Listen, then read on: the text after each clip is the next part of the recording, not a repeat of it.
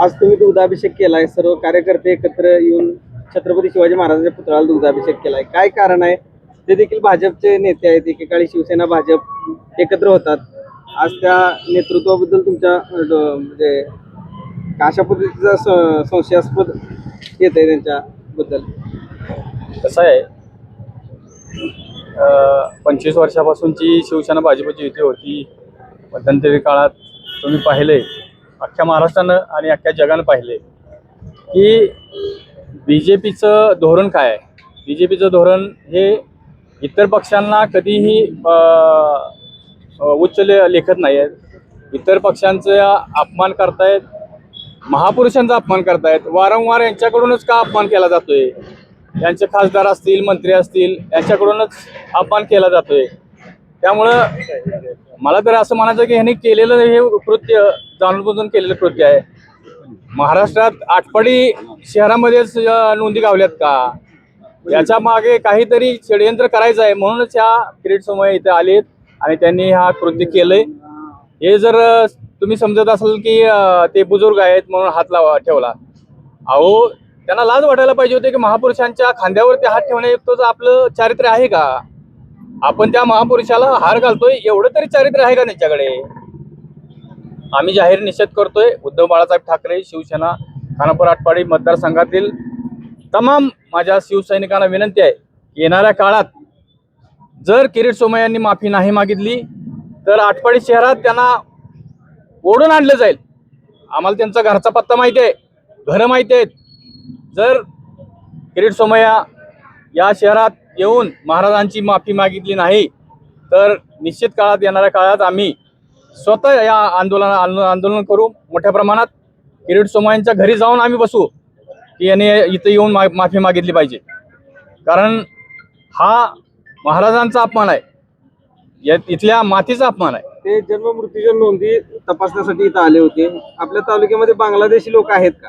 काय तुम्हाला शिवसेने हास्यास्पद आहे खरं तर. बांगलादेशी लोक येणार कुठून हो? आता तुम्ही संरक्षण खातं तुमच्याकडं, तुमची यंत्रणा सगळी तुमच्याकडेच आहे ना. केंद्राची यंत्रणा तुमच्याकडे आहे, महाराष्ट्राची यंत्रणा तुमच्याकडे आहे, आणि बांगलादेशी लोक घुसतात कुठून? मग येतात कुठून? तुम्हीच घुसवताय का? मग तुमचं म्हणणं आहे की बांगलादेशी नाही तिथं? मुळातच नाही आहे.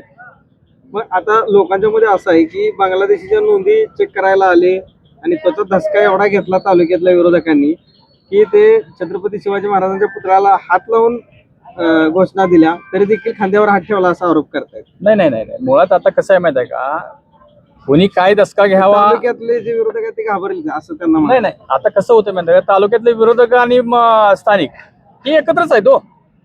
कोण कोणाला घाबरतं आता जनतेलाच कळायला मार्ग नाही. कारण सत्तेत दोघंही आहेत. त्यामुळे कुणाला कोणी कुठं घाबरवायचं हे त्यांनी ठरवायचं आहे ना. तुम्ही इथं येऊन अगदी महाराजांच्या खांद्यावरती हात ठेवून घोषणा देणार म्हणजे तुम्ही काय जागीरदार आहात का? आहेत कोण तुम्ही? भाजपच्या वतीनं वारंवार अशा पद्धतीची वक्तव्य होते. आज हे काल घडलं. काय सांगाल? अशी वक्तव्य आहे, त्याला समर्थन भाजप देत आहे का? आणि खरंच म्हणजे जाणूनबुजून करताय असं मला तरी आरोप आहे.